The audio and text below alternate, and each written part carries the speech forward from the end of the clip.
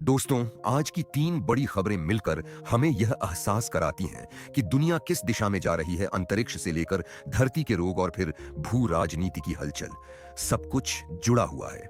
America की space agency एनएएसए ने ऐलान किया है कि 14 सितंबर को एक खास कार्गो मिशन अंतर्राष्ट्रीय स्पेस स्टेशन के लिए उड़ान भरेगा। इस मिशन की सबसे खास बात यह है कि इसमें सिर्फ वैज्ञानिक प्रयोग ही नहीं, बल्कि ऐसी दवाइयां बनाने का सामान भी जाएगा जो भविष्य में कैंसर और घातक बीमारियों का इलाज कर सकती हैं। यानी अंतरिक्ष अब सिर्फ शोध का नहीं, बल्कि इंसानी जीवन बचाने का भी मैदान बन चुका है।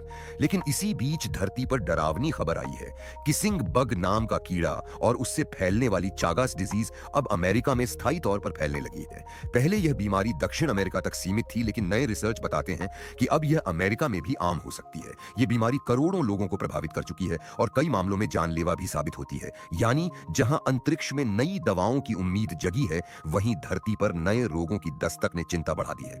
और अब चलिए नजर डालते हैं दुनिया की राजनीति पर।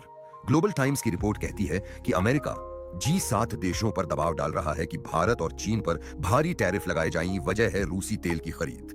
विशेषज्ञों का कहना है कि यह कदम सिर्फ वैश्विक व्यापार को और अस्त व्यस्त नहीं करेगा, बल्कि अमेरिका के अपने सहयोगियों और बड़े व्यापारिक साझेदारों से रिश्तों में भी तनाव पैदा कर सकता है। एक तरह से आर्थिक युद्ध की आहट महसूस की जा रही है। तो दोस्तों, एक तरफ अंतरिक्ष से नई उम्मीद, दूसरी तरफ धरती पर नई बीमारी और तीसरी ओर अर्थव्यवस्था में नया टकराव। सवाल यही है कि इंसानियत किस दिशा में आगे बढ़ रही है। क्या विज्ञान और सहयोग हमें बचाएंगे, या फिर राजनीति और रोग हमें पीछे धकेल देंगे? आने वाले दिनों में जवाब साफ